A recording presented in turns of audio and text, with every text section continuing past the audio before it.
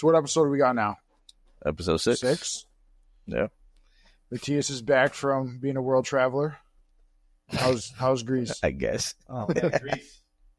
Beautiful, man. Honestly, like it was a very nice experience. You know, it was a lot more desert than I thought. That when we were landing, you know, when you're a little kid, and you think of places like Greece or Italy or wherever, Australia, you're like, you almost have this like perception in your head that's gonna be like something different than you're used to. Spartans. What'd you say? I'm still just. I think Australia is 300 the movie to show up when I it's a fly big over desert there. in Australia, right? That's where the freaking kangaroos come from. Yeah, koalas. You are the king. If you could own one random animal, what would it be? Mine would be a silverback gorilla.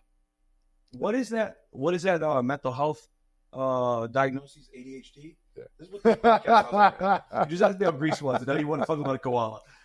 Oh, we went to He said a Australia, silverback. He just transported like I would say a lion for me. Kangaroos. Lion for me. lion. Yeah, it'll be a lion. Yeah.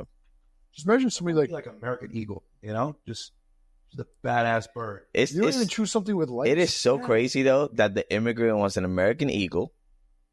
Yeah. As opposed to any other animal that he can choose, an American eagle, because he's he's Captain America He is. himself. Well, I mean, yeah, like it's that Marine in him. Hoorah. Hoorah. Am I allowed to say that? It was honestly. Am I allowed to say that? I'll give you Give me You the get a facts. It was awesome, man. Honestly, like just the biggest thing, and you traveling to Europe a lot, especially Germany. Yeah. I don't know if you've ever been on one of those boats, those like fast boats. I mean, I've been on a boat. well, Like not those kind of speedboats. but it was like a ferry, right? You take a ferry. From, Yeah. Like when you Athens take the to one from Mykonos. Port Jeff to Right. That's what I would have thought. I would have thought it was a ferry like that. No, I got to show you pictures. It's like a party It was this thing flies, bro. It is so fast. It's like a Really? speedboat, and So it's a flying boat. it's a flying boat. So it's an airplane. It's there. It's a kangaroo. It's an American eagle. It's just a We're kangaroo. all boarding the American Eagle. I kind of laugh, and it's funny because a lot of the guys, even Megan, recognized. She goes, "I give you guys a lot of credit." I was like, "Oh shit, we're getting credit. What do we do?" You know, when you board this ship, all right, when you board the ship, it is chaos. All right, you board the ship, and they tell you like, "Oh, it's going to be very chaotic. You got to find a place to put your luggage." And you walk in, and you're walking in with the big check luggage and your carry-on luggage, your backpack, and it's like 85 degrees, and there's people, hundreds of people like boarding the ship all at the same time. It's like a movie. And you have to find where to put your luggage, and all the space had run out. So me and this kid, Rich, he's jacked. I'll show you a picture of Rich. He's just sitting here sweating. Sounds like Matthias fell in love. World sweater. Dude, my man is like sitting here throwing luggage over his shoulder, and we're trying to figure out where to position all the luggage. And all the girls are just kind of sitting there like, and here we are just sweating. Look like we just got out of one of those I saunas. sweat waking up. I know. So you can imagine being in 85-degree weather with a little bit of anxiety kicking in because everybody's rushing and you got to go up the stairs and the boat's already moving. It's not waiting. They're like, just to let you know, we got to make a time, right? So they close the fucking door and that's it. The damn thing starts moving. And it was a really cool experience. You know, get on this boat, you're going from Athens to Mykonos, and you got to take another one from Mykonos over to Santorini. And it was great. You know, it was just a cool experience. I felt like, wow, this is kind of on my bucket list. You know, go to Europe. Yeah, I want to go to Santorini. That what was on your bucket list? That flying, The flying saucer. The American Eagle. The flying saucer was part of it. You know, and it's funny because we've gone to so many different Spanish-speaking countries. You know, even Spain. We speak Castilian Spanish, which is the same thing as Uruguay. And we'll go to TR. Uruguay. They swear they're Europeans in Every Uruguay. episode since his Uruguay. Every single one. Uruguay. So now you have all these Spanish-speaking countries, and you can speak Spanish, right? At least Is that what they do? we can. I would never have known that Let they the speak sniper Spanish in the survive. Spanish-speaking countries. Hola. Hola, ¿Cómo está? ¿cómo estás? Muy bien. Cerveza, por favor. No, the funny thing is that now you go to these countries and ¿Dónde you está? speak Spanish and everything's like able to continue life like here, you know, and now I'm in Greece and they speak Greek and I have no idea what the hell they're saying. So I'm like, Is that what they speak over there? They speak Greek. Oh shit! They speak Greek. You know, and it was hard. News to me. You know what? You're sitting, but they do speak a lot of English. So I didn't run into a person that didn't Most European countries do, though. Yeah, I mean, I don't know. Again, I've never been anywhere besides really Besides Uruguay. Uruguay. In the United States of America. Oh, and Afghanistan, obviously. That was a little bit too. I didn't really speak too much Pashto or Arabic or Dari, but I learned Za means go away. Or like Za, they'd be like, "Hey, America, chocolate, candy." I'm like, "Go away, Za," because they'd be running up to you. You're like, "All right, when am I gonna blow up?" It was only a matter of time, man. It was a matter of time. It was scary, you'd see it. The people that you were friendly with, in the little towns, before you know it, they're the ones kind of diming you out.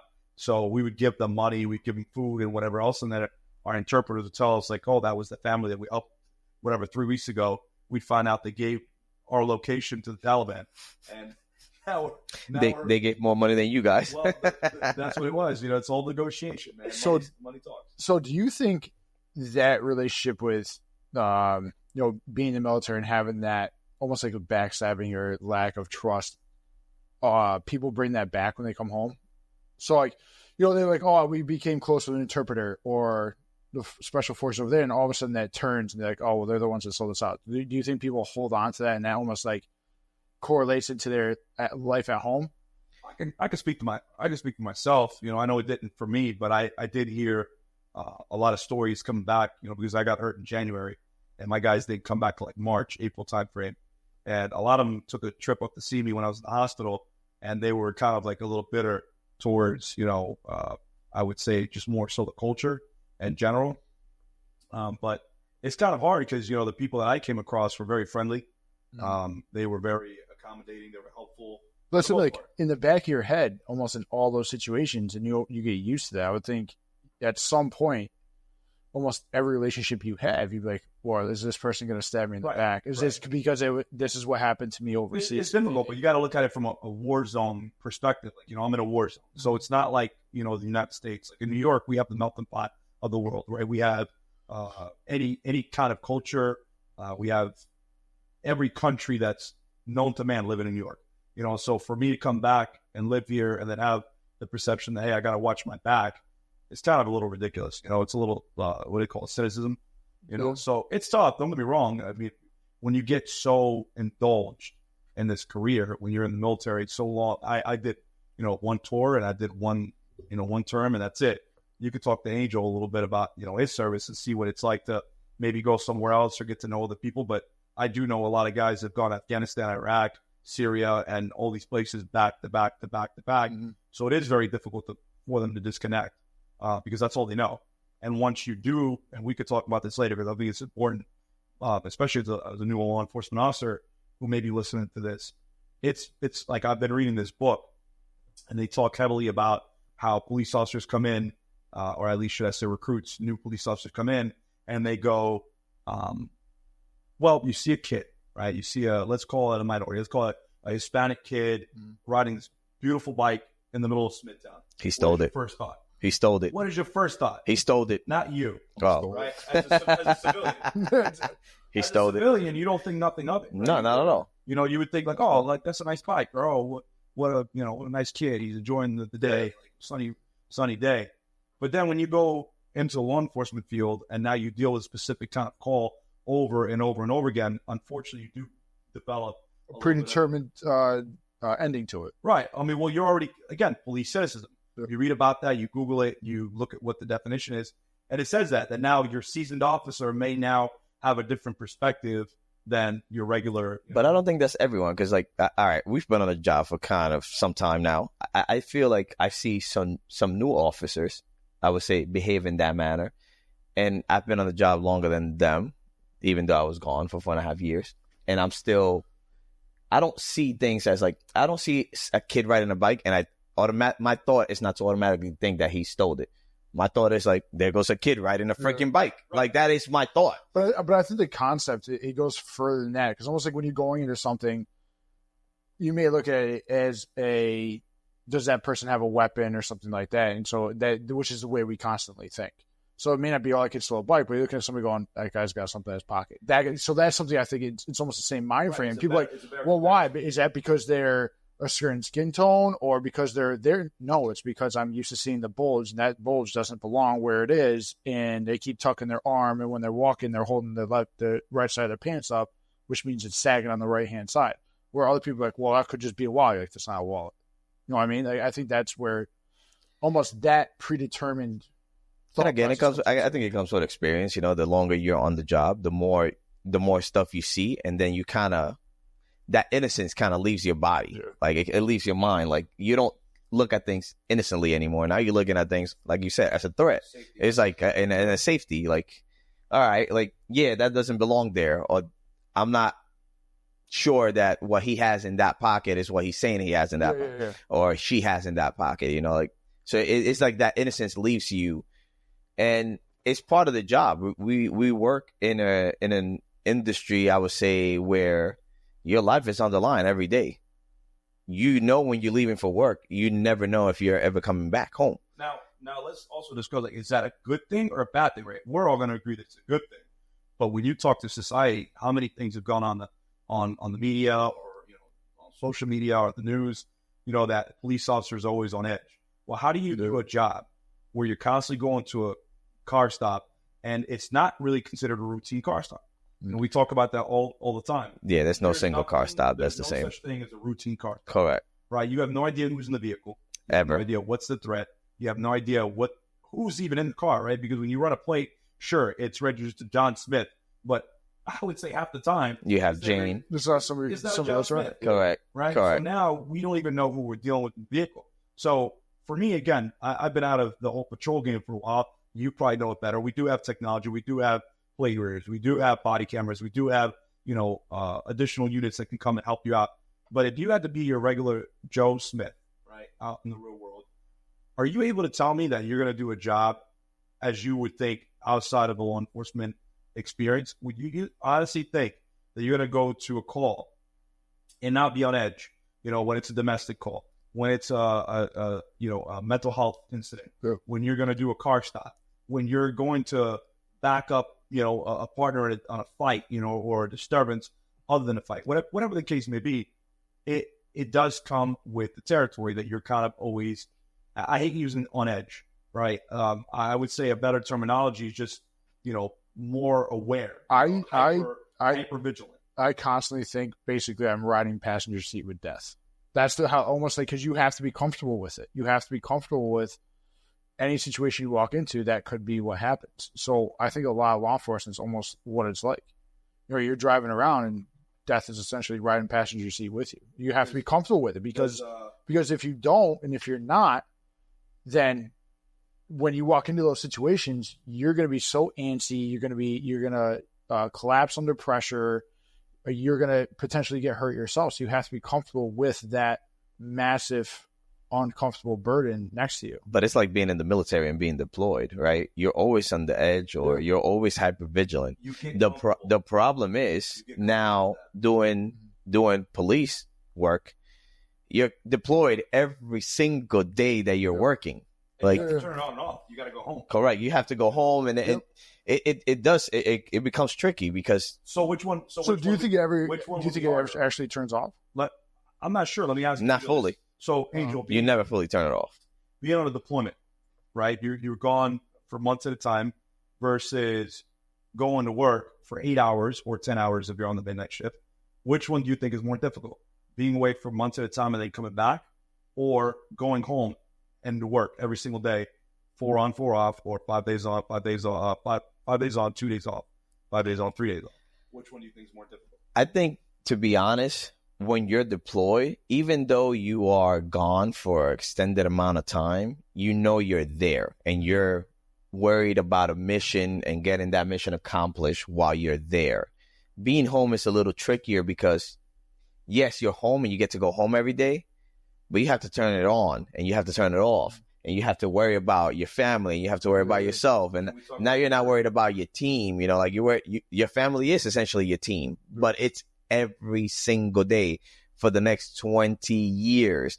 You're not deployed for 20 years. You're deployed for 6 months to a year. Correct. Society and how the people judge you. When you're deployed, there's nobody watching you. You can do generically what you want to do, right? Not necessarily, because there are rules, right? But even with those set of rules, that when you're deployed, you're not being watched every single day. We don't wear body cameras when you're deployed. You're going out, you're doing a mission.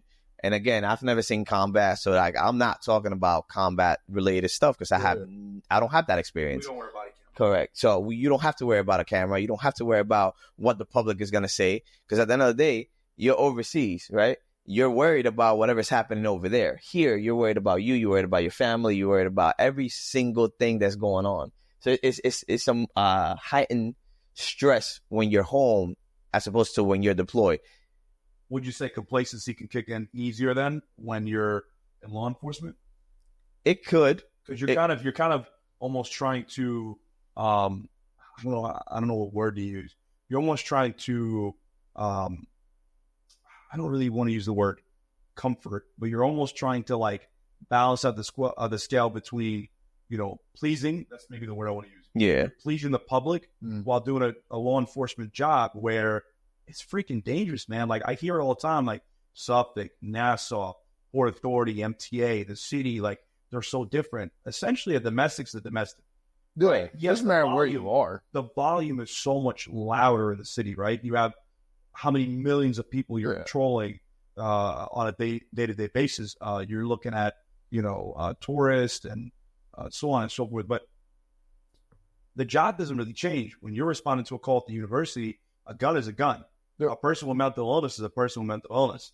You know, so it's scary regardless of the situation. So I think it's almost like complacency kicks in a little bit because you're expected to act a specific way and follow specific rules and a guideline while pleasing the public and maintaining an image and a professional response, you know, while kind of, you said, facing danger or riding passenger seat to death, right? And I wanted to ask you about that. Would you say death, right, or dying, fear, is that like something you fear? So I used to be absolutely terrified of death. For whatever reason, when I was a kid, I would sit at home, and I remember going to my mom, like, "Mommy, I'm scared." She was, "Why? One day I'm going to die. I don't want that. I don't want to be all black. I don't want to be without you and Daddy. I don't want to be without, you know, whatever is going on." Mom's like, "Yo, it's part of life, bud." I think as a kid, you know, it's harder for you to accept that. But yeah, I remember even really the first time I was more or less okay with it was when my dad died 4 years ago, because I remember sitting with him. I go, "Dad, like, it's all right, man." You know, and he was my hero. I'm like, it's all right.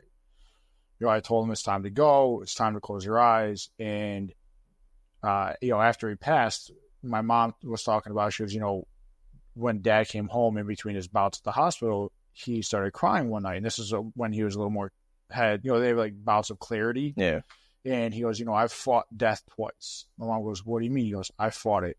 It's fucking scary. And I've beaten it twice." He goes, "But the worst part is it knows and I know I can't beat it again." And I remember I always look at that, I'm like, doesn't matter what I'm going to do at some point. You're always going to fight. But especially being on this job, you know, I have to accept that there's nothing I'm going to do.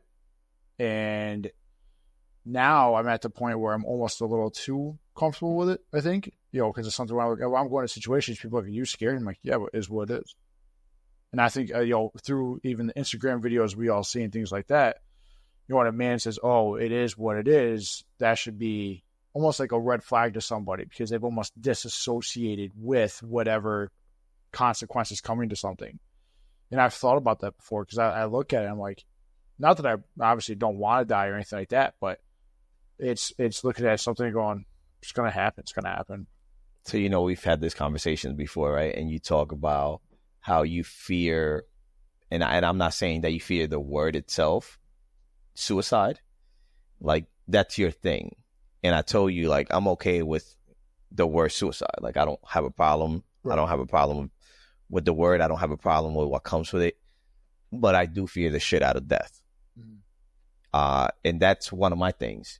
And I told you this when we spoke about, like, the whole suicide thing, and you were going through your whole situation, and you didn't want to even play around with the word suicide. When I named the group chat the Suicide Boys or the Suicide Squad or whatever, and you go, "Bro, don't do that, not right now." And I was like, all right. So we changed the group name to the name that we have now for our podcast. But yeah, fear of death is real for me. Like, I fear not being able to see my girls grow up. I fear not being able to see my girls go to college and become successful and get married and have kids. And I fear not being there for them. I fear not being here. You know, like, I want to make sure that when I leave this earth, and obviously I don't have control over this. And that's one of the things where anxiety kicks in when I start thinking about death, because I don't have control over that. We can die at any moment, at any time. It doesn't have to be on the job, even though we work in a very dangerous job. It doesn't. You can be pooping, you can be peeing, and you get a heart attack. You can be taking a shower, and you can die. It doesn't matter. Like, when it's time to go, it's time to go. The story has been written for us. We don't know when our chapter ends. But yes, I fear not being here for my girls and my family. I fear it happening too soon. Correct. That's so I would make that correction. It's not that I'm not scared that I'm scared it's going to happen too soon. Correct. Yeah. I'm scared I'm going to. Well, that's the job that we're in, unfortunately. 100%. That's exactly why I asked the question. And Angel brought up, what I was dealing with last year. For me, it's almost like something you accept, right? You accept it because I'm talking from firsthand. I get blown up at the age of 20. I'm missing both my legs. I've known a lot of people who got blown up and lost their lives, and other things like getting shot or whatever. And of course, like, fear comes with the job, right? You have to be scared. There's no way you can do these calls and not be scared. Your body automatically reacts. So I've heard a lot of people say, "No, I'm scared. That shit don't scare me." But it's a fucking lie. It's an absolute lie. You may be kind of like an Eminem moment, calm on the outside or whatever it says. Yeah. Listen, you can control how you respond to it. Correct. But your insides are doing things that it shouldn't be doing. Right. But my biggest thing is, especially with the whole, and again, this is something that we've talked about in previous conversations, that this conversation is a little bit too heavy or deep, feel free to press that pause button, maybe even fast forward if you don't want to listen to it. But I think it's something we need to talk about. I lost a lot of people that I serve with in my unit, to suicide. And the number from what I heard was maybe 17 now, not 22, which is great. Let's keep on moving that number until it's 0. But my anxiety comes in with the fact that it's like, man, like, I knew those guys, like, they were solid dudes. Like, what happened, were they dealing with something that we didn't know about? Like, because they say, people are fighting their own demons, right? Yeah. Or they have their own demons. Like, what does that mean? That's my question to the people that are listening. Like, what is it to you when people say they're fighting their own demons? Are their demons anxiety? Are their demons depression? Are their demons trauma? Are their demons childhood traumas? And so why I get scared is because we've had people on our job, that I didn't know them, so I can't say that I personally knew these gentlemen, but to me, that's scary. The fact that you don't know when your life's going to come to an end, right? But you do a job that's dangerous enough that it could be, like you said, be at any given time, on any given call, or any given day, and then leaving too soon, right? Yeah. I don't want to see my daughter grow up without a father and stuff, but there's heroes that walk amongst us that do this job every single day, that put themselves in harm's every single day. And I feel like the public forgets that a lot. That is a big sacrifice, and that's not even counting, again, now I'm getting into the conversation of somebody dealing with so much pressure, so much trauma, so much craziness on the job that unfortunately does come with like high divorce rates and alcohol issues and drug issues and gambling issues and addictions that, I want to hear about, because for me now as a 35-year-old, I can go, hey, yes, I have an addiction to social media, or I have an addiction to eating snacks or being unhealthy, right? And this guy's laughing. I love candy. But no, for me, it was the social media. The social media for me. And a lot of people don't know that. And maybe this will clarify a lot of people's questions. Angel gets a question and he won't tell me who it is. So I tell you what the questions is. People reach out to me all the time, like, why does Matthias post so much? And that kind of irritates me, because at the end of the day, why are you asking me? Why don't you ask Matthias why he's posting so much? Like, I get that we're friends, but if I had a question for Matthias, I would reach out to Matthias. Like, yo, why do you post so much? Yeah. What is the reason why you and it irritates the shit out of me. I'm not your keeper. I don't care why you post so much. And my response is usually, hey, you understand that there's an unfollow button. Just how you hit that follow button, you can unfollow people. If you don't like what that person is posting, unfollow that person. That's fine. You could unfriend that person and not be anything personal. What the fuck At the end of the day, what's it doing to you? He wants to post hold on. But at the end of the day, I have been next to you where people have reached out to you about needing help for something that's happening to them or a loved one. And I've been next to you multiple times where people are like, oh, my wife is getting her toes amputated. She won't be able to wear heels anymore. You remember that call, right? And I was right next to you when that call came through where you're like, okay, yes, I can go speak to her because that's what the person wanted, for Matthias to go speak to that person.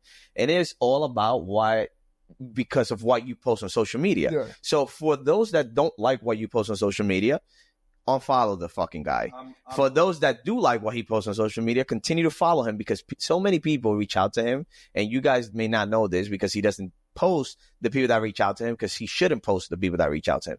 But there's more people that reach out to him about them needing help than people would ever understand. And you may not like what he posts about, but hey, guess what? You can unfriend him.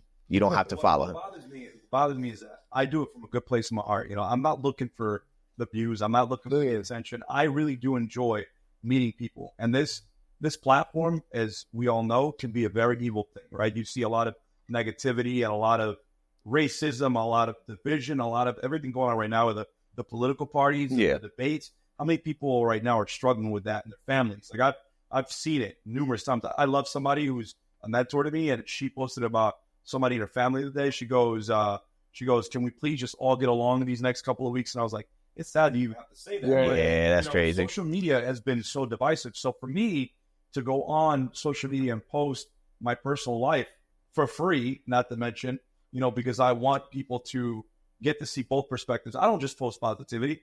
You know, I post some of the negativity. I post about some of the struggles. And now with the podcast, I'm, you know, really talking about a lot of the struggles that we've all been through. And it's tough to hear that. You know, it really is tough to hear Angel say, you know, somebody asked me, why do you post so much? Bro, like, I post every single day.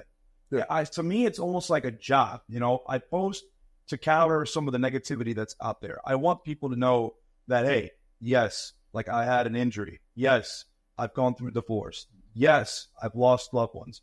Yes, my life is not so fucking easy, goddammit. Like, people look at me all the time and go, oh, fucking life, you know, it's hard, da-da-da. I'm like, did you go through something? Do you want to talk? And then when people open up about the shit they've been through, I'm like, bro, why don't you share that? Like, you know, there's so many people out there who are going through what you've been through, bro. And I look at Angel, and we've had this conversation, I think, podcast maybe 2 or 1, I don't remember. And I go, you wear it so well. It should be a fucking trophy. It's not something you should be ashamed of. You wear it well, because it's not easy to go through some of the shit we've been through. You know, I'm very fortunate to have my mom and dad. So I can't even imagine what you went through losing your dad.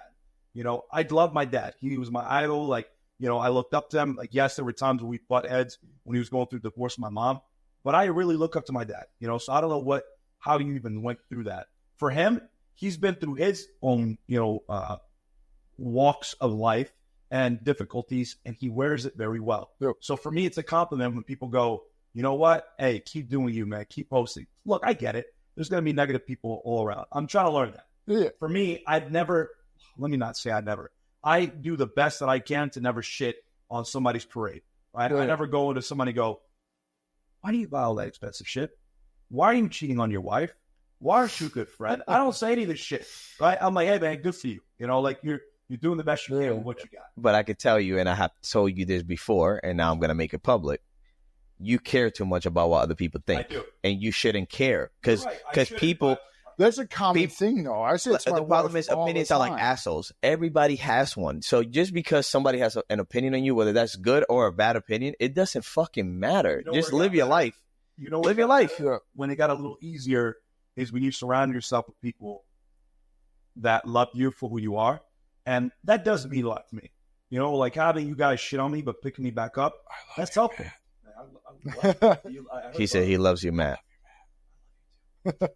I appreciate. I was gonna say something, but I don't want to edit. I don't want to edit. So we got a good thing going. You know, for me, having a team, for me, having a support system is extremely crucial, and you see it. It's like this is fucking rocket science. This is not new. I see it on social media. As you get older, your coop gets smaller. Right? You see it all the time. You read it, and now I realize why. How many times have I told you that, yes, though? motherfucker, but Like- how many years and how many times do I got to tell you? It doesn't just work that way. Every time I've asked you guys. But it does. What And you have the control of who you have in your life. right. And you cannot make everyone feel like they're like number one. You have number one friends. And I'm not going to mention this guy because he knows he's the number one. He knows I'm talking about him because Does he listen to says, the podcast? he said, no, he probably does not Absolutely listen to the not. podcast whatsoever because we're in it and he's not. But I'm not, you cannot make everyone feel like they're your best friends. And I have told you this multiple times. You cannot make it. Listen, my circle is very small and I'll continue to have my circle to be very small. I just don't care for the fake interactions. I don't care for people's shitty opinions because at the end of the day, you don't know what I've been through. I don't know what you've been through. But to shit on me, that's your problem. You're thinking about me when I'm not thinking about you. So in your world, I mean something. In my world, you don't mean anything. So I don't think about you. I don't talk about you. And you guys know me for long enough that you don't hear me talking shit about people because I don't care. Live your life however it is that you want to live your life. That's your life. I live my life the way I want to live my life. If you like me, good for you. If you don't like me, shit, even better for you. That's your problem. Again, you think about me, I don't think about you. So if you don't like me, I don't know that you don't like me unless you tell me you don't like me. And if you tell me you don't like me, guess what? I appreciate you for telling me you don't like me. And guess what? It still won't fucking bother me.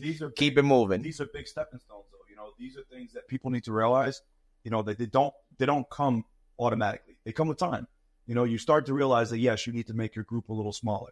You need to make your support system a little bit smaller because you know they'll be there for you. You know, you won't tell me, and I give you a lot of credit for that. Who it was that said that? And you're right. It doesn't really. It could be multiple people. You making it sound as if it was one person. Right. It's different people that reach out to me and ask me. You know, and I will never tell you because at the end of the day, why am I going to create drama? Like I just let you know, hey, listen, this is what was asked of me, and it irks me every single time because at the end of the day, I'm not your keeper, so it doesn't. What you post on your social media is you. That's your experience. Like people shouldn't have any opinion on it. That's my problem. Yeah. Like you shouldn't have any opinion on what you post on your social media. If you have an opinion and you don't like it, unfollow the guy. Here's a comment box too. You're more than welcome to have some. It's so wild how some much comment people box. give like a thought process into somebody else's social media.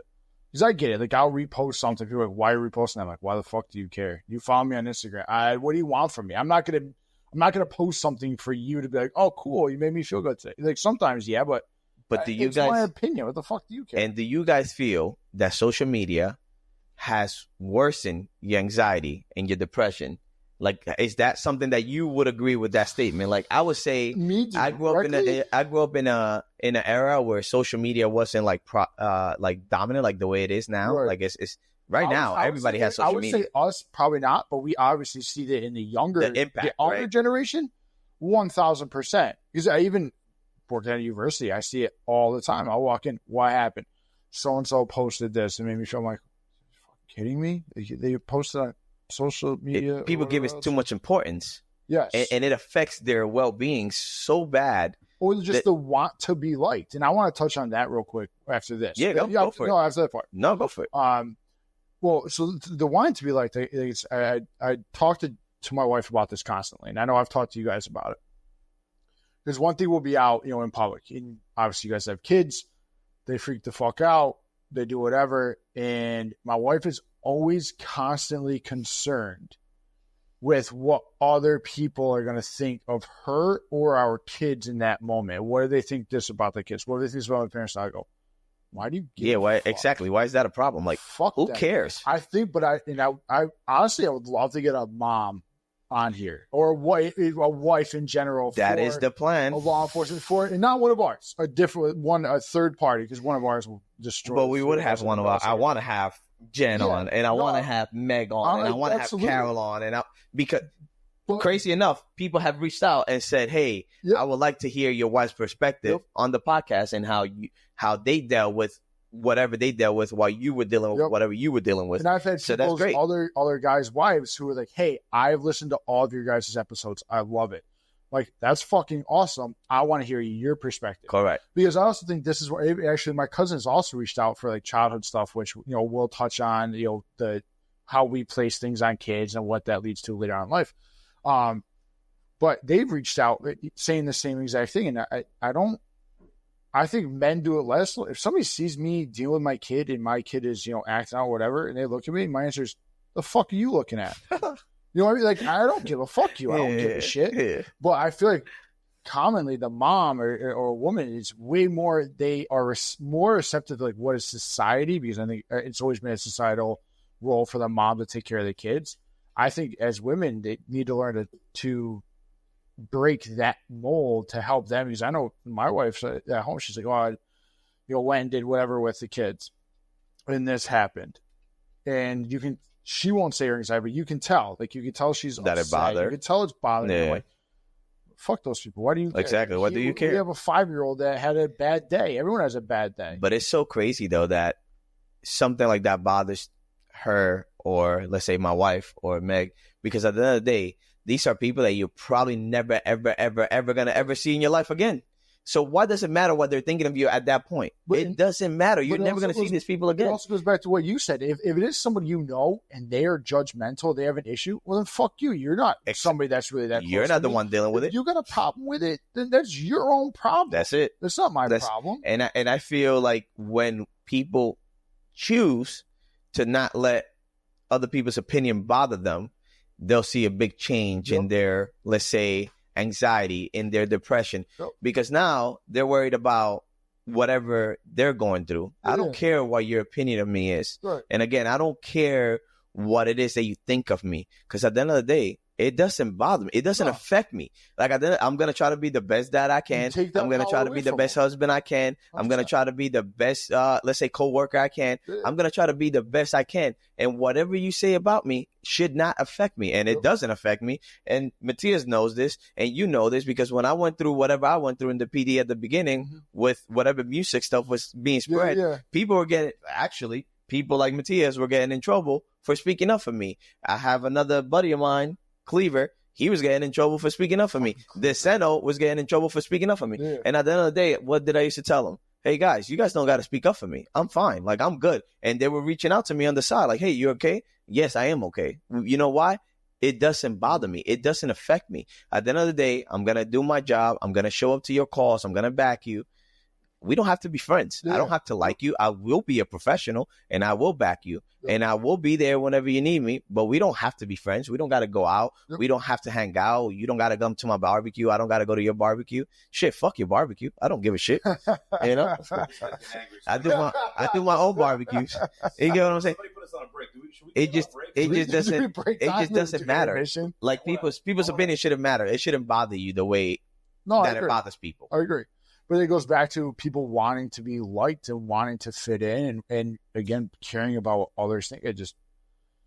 You'll fit in with those you fit in with. That's it. And those that truly love you and care for you, they're not going to judge you the way you think that they're going to judge you. At all. Not one fucking bit. If it's somebody, and it's tough, because if it's somebody that you do care about and that's how they make you feel, well, guess what?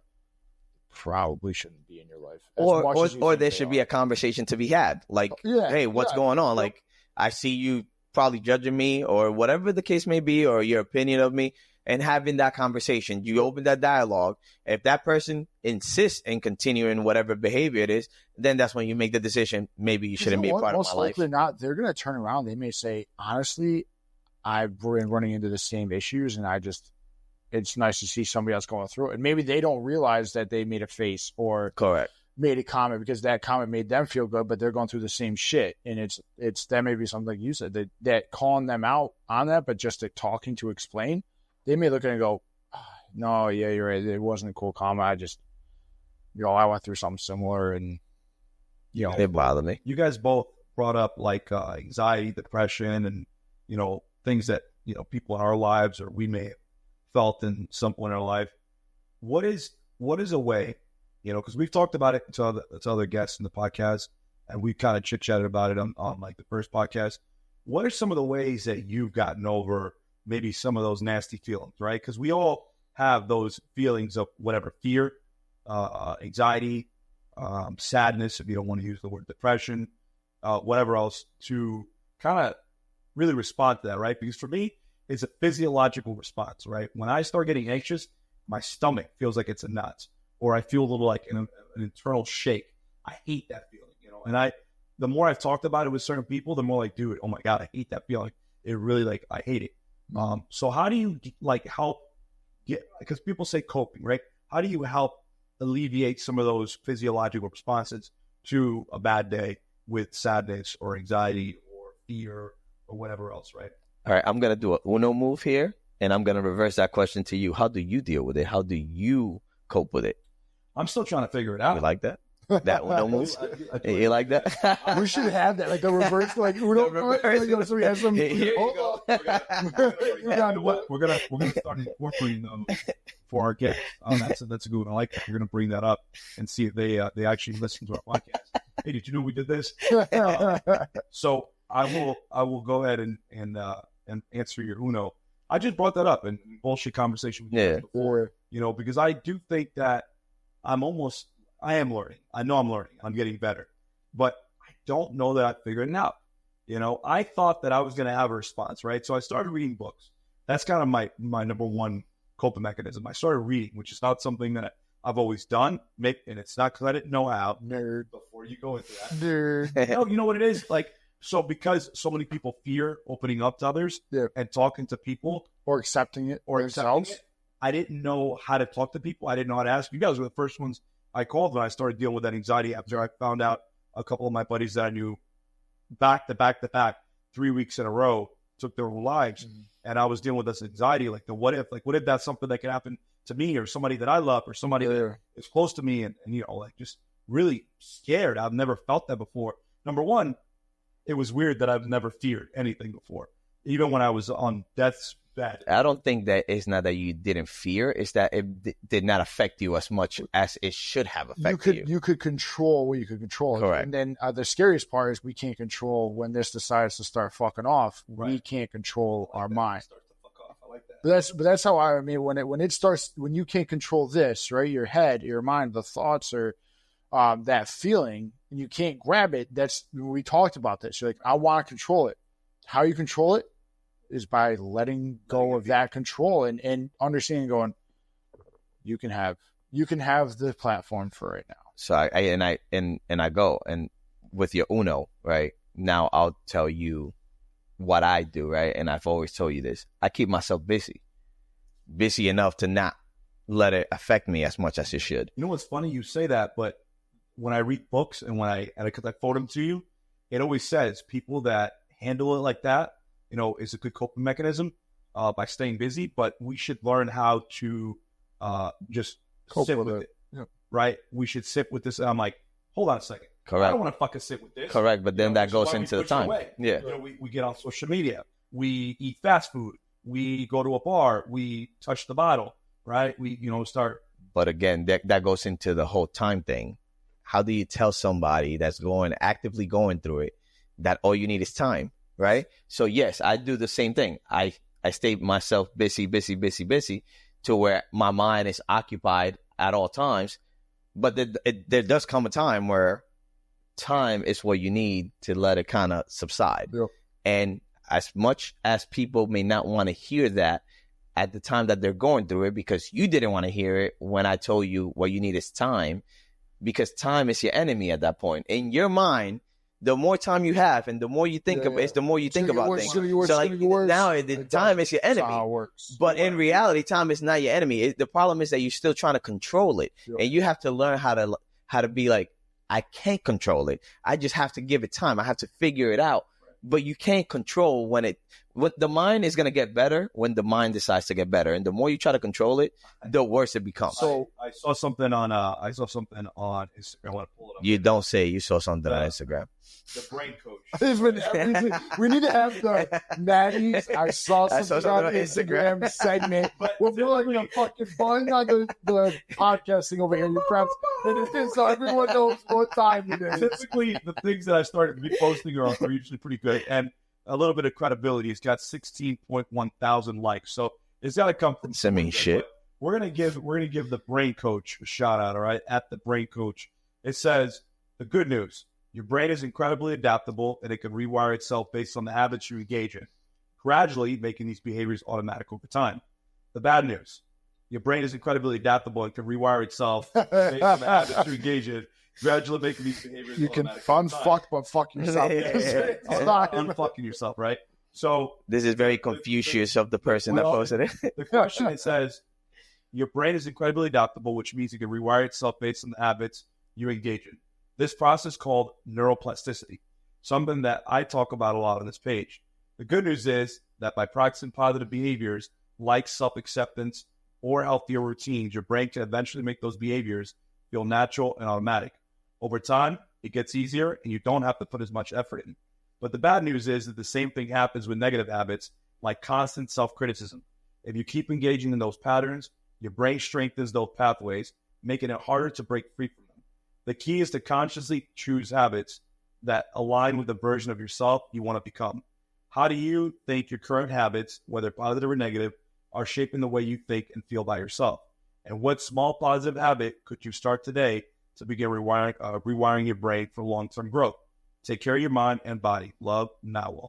Look, that is crazy, right? Because when we're going through that peak of the anxiety, when we're going through the fear, when we're going through the scary times, when we're going through, I don't know what's wrong with me, this isn't who I am, this isn't who I've known, right? We want to make things fast, like right now. But the Huberman Labs, we've talked about him. He's pretty good. He puts out a lot of good content. It talks about neuroplasticity. It talks about it takes about 21 days to start making differences, if I remember correctly from some of the things that I've read. That's a long time. Imagine going through this dark moment, right? Or difficult time of your life where it's going to take you 21 fucking days to feel better. Fucking service, man. That is crazy. So that's where the time comes into play. Well, you said it. So I was going to say, it took me 34 fucking years of going through whatever may have happened in my life, whether it was things I remember, things I don't remember, traumas, my injury, whatever. And now I want to fix it right now. Right. And that's because you want to feel back to what you were, Correct. what you did. And I think, one thing we keep talking about is, again, it's the hardest thing. And I remember I know we said it maybe I think 500 times to this point. Say it to you, Maddie, was, dude, you got to accept it. And he was, I don't want to accept it. I don't want to accept this. I don't want it. And it's like, it's not accepting like that thought or that feeling. It's accepting that your body is going through it and that you can't control it. So just letting that uncomfortableness be there. Do you think people know this? No. Fuck no, nobody knows that. because we didn't all know it. No, found out somehow. I know this sounds fucking stupid. You might laugh at it, but 18,000 nobody people. teaches that. You said 18,000 people have visited our podcast, correct? Out of the, I think that's what our viewer. Within 30 days, that's our 30 days was 18,000 people. Yeah, and that's on Instagram. That's not even. We're not talking about Spotify. We're not talking about Apple Podcasts. We're talking about like Instagram, TikTok, everything else we have. Thousands. Let's call them hundreds, thousands of people, maybe tens of people that actually heard the whole podcast have gone, holy shit, these guys kind of have an idea what the fuck I've been going through, and it sounds like very familiar. I mean, from the people that I've talked to, close friends that we have, things like that, it seems like our support system from our close is very good. And more people that I've realized are, hey, I've been listening to you guys, or hey, I've listened to at least a little bit. I plan to keep doing it, which has been fantastic. It's really been a very eye-opening and rewarding feeling. Yeah. But so back to your real quick, back to just talking about accepting what's happening to you as a person when you're feeling these. I was talking to a guy the other day who was having a little bit of difficulty with some PTSD styled flashbacks, traumas, things like that. He used to work on the job, no longer does, but worked in a similar styled situation. So basically he would receive a phone call. He's a dispatcher. He would receive a phone call, and no matter what that phone call was, it seemed to click him right back into what he dealt with as a cop. And so I brought him into another room. Like, hey man, you all right? And he kind of looked at me and then just literally put his hand right in his head face. In his hand. Yep. And started rubbing his eyes. And I'm like, holy fuck, nobody's really asked you that. And one of the purposes we have is talking, right? We talk about. I put that into use with the purpose of like, hey man, like somebody's just here for you. You don't have to open up if you don't want. But he opened up right away. But this is where the talk about it goes into place. Like 100%. you said, he never had anybody actually ask him, and not maybe in our professional and maybe he did have somebody ask him about it, but never felt that the person was being genuine. And hey, you seem genuine enough to where he goes, holy shit, this guy's actually genuinely asking me how I'm doing. Yep. And I'm not fucking doing good. Yep. And so we talked about all these different situations. I've seen things that, getting calls, it pushes me back to this. I go, listen, same thing we all just talked about. I go, and I open them up to things that we've talked about on recording and explained it and told him about the podcast a little bit. And he was like, oh shit, that's cool. And I go, but listen, that's not the point of this. The point of this is I'm talking to you from someone who is telling you, I know similarly how you feel to be in this situation. And I go, you're going to hate when I say this. I go, accept those feelings. And he looked at me, I go, you don't control them, accept them. I go, but when you're accepting them, say to yourself, oh, I'm getting this flashback, I'm getting this overwhelming anxiety, depression. I go, take a breath, look down at your feet. And he did. He looked down at his feet. He goes, what do you mean? I go, where are you? He told me where he was. I go, you're not there, right? You're not to where those feelings are making you feel like you're at. And he goes, I've never done that. I go, grab something. To me, grab a steering wheel, grab a chair, I go, because what you're doing is you're focusing on a different sensory and it's switching a switch in your brain to go from, instead of thinking about, this feeling, you're grabbing, what am I grabbing? Grab a chair. Okay, I see a blue, I see it. You're going to. So what you want to do is you want to just talk about like what that's called is you're breaking the habit loop, right? You have this loop that they talk about in psychology that you are just on a fucking roller coaster and the bitch don't want to stop. Yeah. Right. So when you get in this habit loop of thoughts, you're giving them time. Now you're giving them the time to think about things other than whatever they have in their. Discrediting that feeling while I'm doing that feeling is staying there. And one of the things I told him, I go, now what I want you to do is pretend like you're on a walk. So every time that feeling comes up, ground yourself, right? Look down. Where am I? Okay, I'm here. I go, that feeling's going to want to say, hey, no, pay attention to me. I go, what I want you to do is go, okay, no. You can come with me.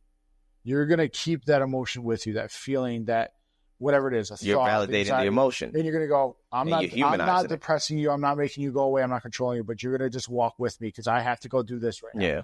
And what that's going to do is it's going to follow you at a further and further distance. Let's let people feel or like at least hear from your words. How fucking crazy is that? How crazy is it when you get in your habit loops? Yeah. Right? Or these thought loops? It's terrifying, dude. Sucks. How incredible is it that it feels so real? Right? Because like thoughts are thoughts. You've said your brain can convince you to something, feel, think, whatever, and it can make it feel like, holy shit, I'm thinking now this is how I think. No, it's not how you think. Compare it to so people like, let's say viewers, listeners that hearers. Yeah, so there goes the immigrant. Hello, our hearers. So listeners or viewers, Star Posts up, can actually comprehend what we're talking about if they've never gone through it. Do you remember when you were younger and you were like, maybe you watched a scary movie or maybe something happened that scared you as you were a little kid, and then you like basically turn the light switch and you fucking run down run down the staircase or into your room. You close it, maybe you got underneath your blankets because you were terrified. You wouldn't put your feet over the edge of the bed. Your heart's racing. My face is like that thing's going to rip your feet off. Or your hands arm. How many of you that are listening right now still have to put your arm on the bed because you don't want to just dangle it off the bed, right? Because you think something's going to come underneath. Something's going to grab you. Right? So those loops are created because you're constantly thinking something's underneath my bed. Yep. Something in the closet. Something's going to grab me. And then eventually there have been adults in my life who said, you are scared. When you're fearing something, just say the word God. Just say God, over and again, and that fear will go away. So now it's the same thing. You have this crazy loop, right? This thought loop that's going over and over and over again, and you can't break off of that whole roller coaster. How do you break this loop? How do you stop it from, continuing to go and spiral down this this crazy roller coaster. And that's how you do it. Just like Chris said, you ground yourself, right? We never learned this stuff. I know a lot of people learning it now because there are people like Jay Shetty who are very popular in the world of meditation and whatnot. That was the first thing that helped me, because you asked me what helped me. The first thing that helped me besides reading books was downloading the Calm app. It came with like some kind of 30-day promotion for free. Yeah. Then I paid for the year, which is like $60 a year, $60 for the year, which is actually not bad at all. If you think about most of these are like 100 to 150 and whatever else, especially like a health styled app. 100%. So now I was listening to these things. I was listening to him talk, and that's what it does. That's what those things do.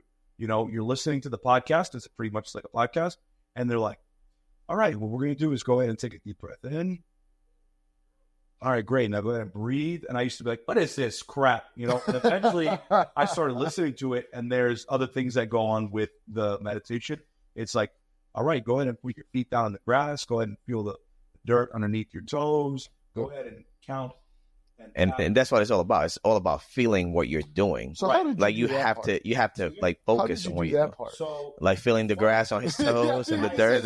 Like don't have toes. He dug his hand, hands, and massage the ground. Sensory, man. Yep.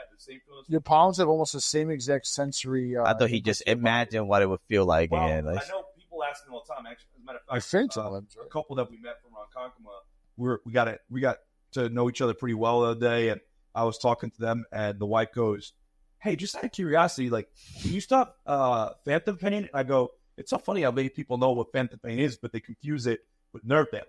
Yeah. So phantom pain is something that you feel like, especially after the traumatic injury happened, and you kind of feel like, your feet still there. So I actually did it one time. I was laying on the edge of the bed, and I jumped off thinking my feet were there, and I didn't have my prosthetics on. So I'm like, is this what they're talking about, right? I had a real Lieutenant Dan moment. And then, ice cream. Ice cream with Dan. So then with time came understanding what nerve damage is. Nerve damage is because those arteries, the veins, everything's still trying to pop off, right? They're still there. And they kind of like fuse them all together when they sew everything up and they close everything up. And sometimes those things just try to fire off, so you feel it almost like tickling the edge of your residual. So eventually you just gotta have to pat it, smack it, do whatever you can. It's almost like when someone falls asleep, you get right, exactly. But if I just sit here right now, and it's crazy how the mind is, I can actually feel me moving my big toes right now. It's crazy. I can feel my toes as I speak expanding out like that. Yes, there we go. And you laugh, and I'll show you right now.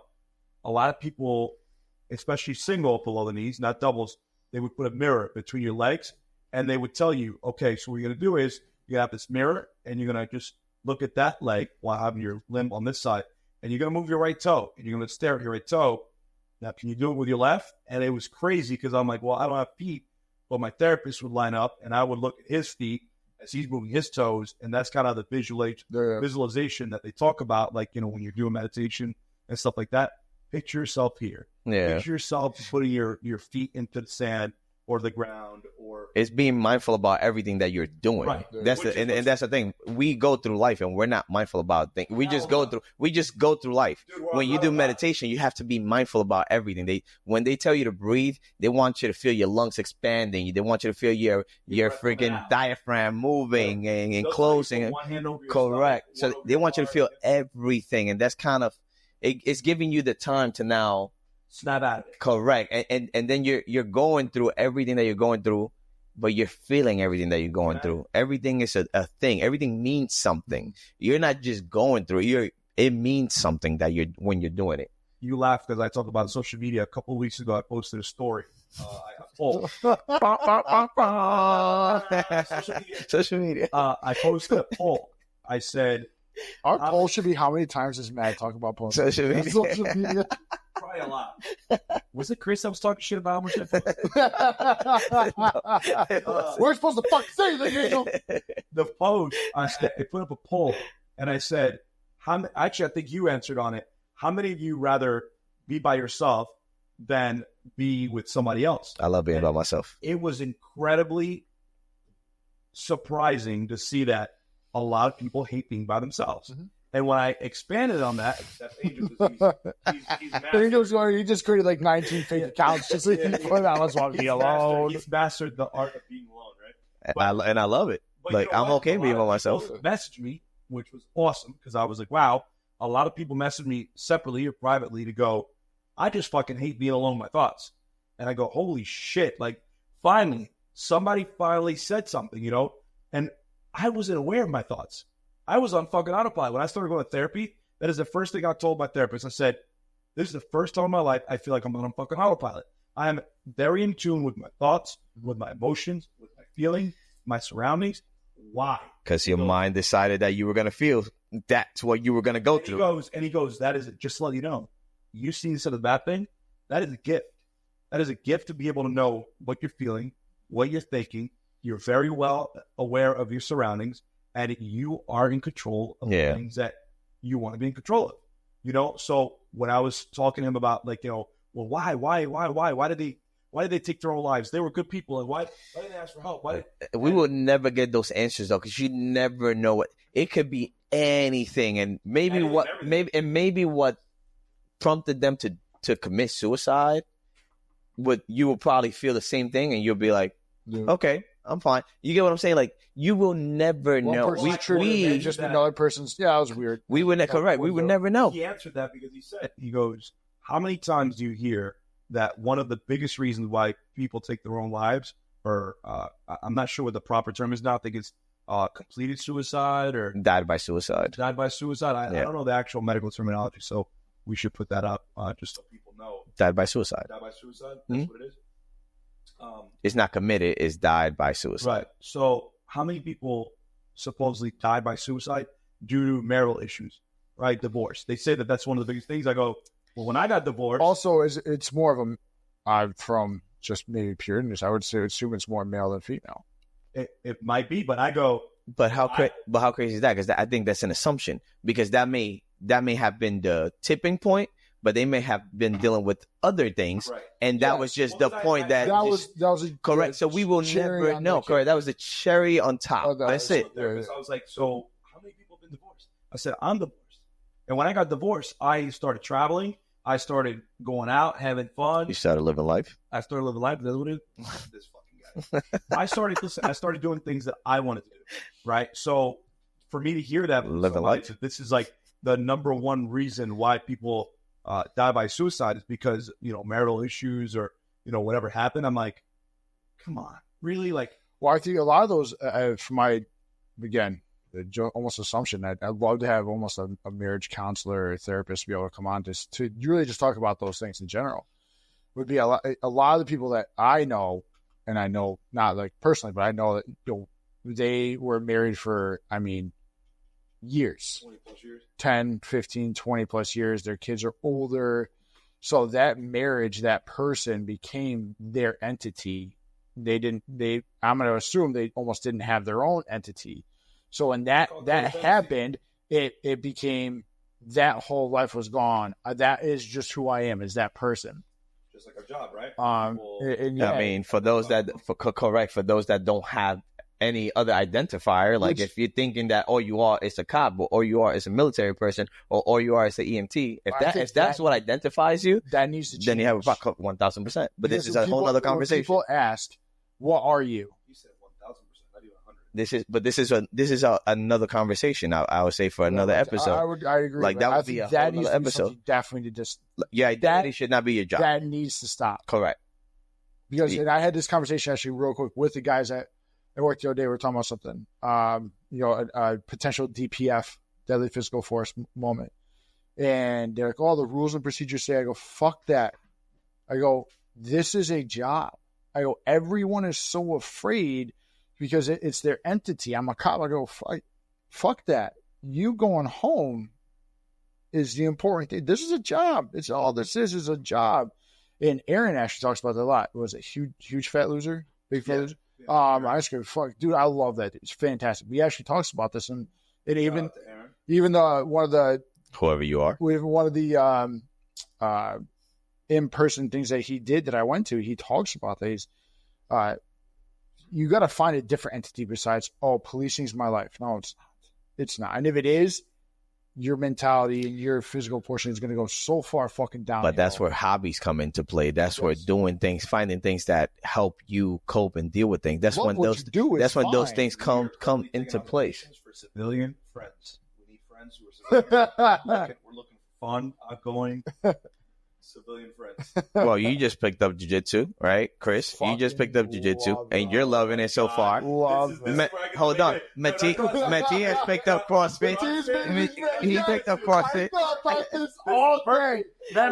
I'm the CrossFit guy. Don't get the jiu-jitsu. The jiu-jitsu guy. Years the sickest to get this guy jiu-jitsu. Hey, not long enough, but you got in it. That's it. You got in it, and you're loving it. How big are you? Like we say you would. Like I'm 280. 280. Don't look it. 4? I don't. I'm just a fucking shit. Carry it well. 6'5". 6'5". With my legs on. 6'5", 280. Could you imagine what this bitch is gonna be able to do to us? Bro, I'm 170 on a good day. I'm 170. I'm 5'10", 5'10", and he was flinging me around the mats with his strength. So the day that he figures out technique, we're fucking screwed. So like one of the things is, a lot of cops always make fun of other cops. I always busted you guys with fucking jujitsu. I did it. I loved it. I quickly realized, the culture of the people that are at, specifically Monster, the gym that we go to. Shout out to Monster. Are CJ, fantastic. And like, Derek. I walk in, I got 3 hugs from people. I'm like, you all just giving out free hugs now? Shit, I like this place. Just wait till you get the real hugs. But Jamal, how they go about teaching you, how they go about welcoming you, everything, the handshake you do before you start to roll, the bowing, everything. It was so genuine, and it really, Coach Dwayne, it's almost like indescribable how good it just makes you feel to be a part of something like that. And a lot of them were cops or some other first responder or something like that, and I will push that every first responder, not just for that portion of the technique, which I always knew I should, because every time. Can we give a big shout out to Rob Louth? Every time I'm doing stuff like that, I'm trying to get out of a fucking move or whatever else. I'm always picturing like if I was at work. Trying to get out of a move. We got to teach you guys some terminology. But I like it. But he's learning. But, get me this move. So the whole process it's not even just for that part. It's how it made me feel. Like I had to think a different way. I had to slow down. It's problem solving. The same thing we talked about. It's problem solving. I can't just use my brute strength, which is what you yell at me for all the time. You don't need to muscle everything. Finesse. My brute strength does work. It does help.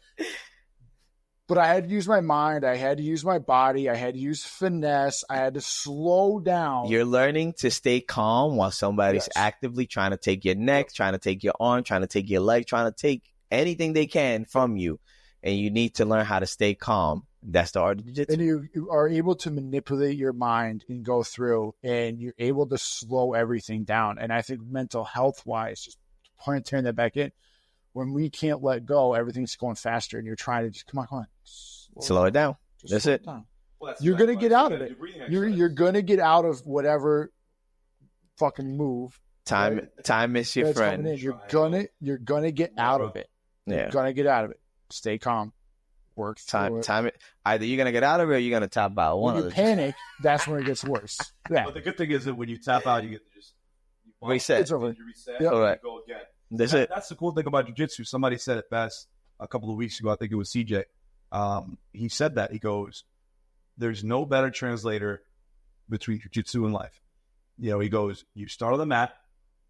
You haven't had to do anything, so everything's easy. You walked on the mat, right? That's probably the hardest part, actually, getting on the mat. I think so. Let's start there. You have to set your nerves right. Your mind, you're going, all right, we're doing this. Just wake it up. Even let's say you're going, I'm doing this. The 4:30 in the morning is it's so tough, dude. But you finally get there, right? And everything's easy from there. Right? You get on the mat, you're good, you're ready to go, you're stressed out. You tap, bump, and then this person's taking it easy, right? You're warming up.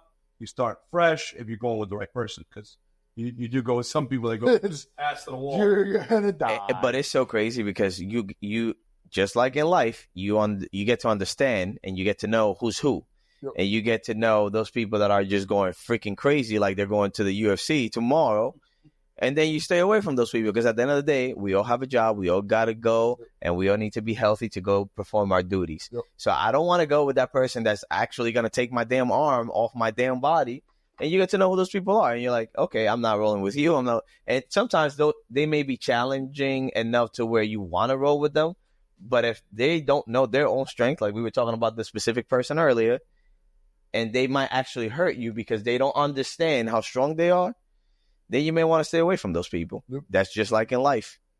But as soon as you get caught, you were talking about this move, that move, you're gonna get caught. I've had females, which huge shout out to Lucy. All right, Lucy is an animal. She's an animal with her legs, bro. She's an animal. Like $125, maybe.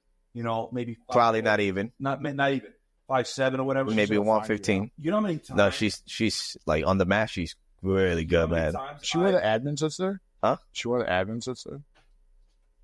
I don't think so. No. Dude, you know how many times I've gone there and my ego had to go, yeah, good job, you caught me. I already reset. No, she didn't. I didn't need to do shit. She caught me good, and I thought I was going to get out of it. But she had like a leg triangle or something so hard that I'm like, you're choking me. Like, go on my neck. You know, and like I said, I'm 240. I don't want to die. I'm like, I'm sitting here with my arm across my face, and she's just like, chill, like, you do. She's like, here, give me read a book. In jiu-jitsu, size only matters when you're actually very technical. If you're big, if you're strong, that doesn't matter up until you learn some technique. Once you learn technique, that's when it means something. Slightly, but that only goes so far because you get gassed. And once you get gassed, everyone's like, I got you. Didn't I get you? And you're way bigger than me. And just like you're way bigger than me, I'm bigger than other people. Type of conditioning. Yes. I used to run, used to everything, and I can still keep up. I did it, and I was like, this was great because it burned me. CJ tells new guys all the time. He goes, because they go, oh, I'm gonna get in shape to come in.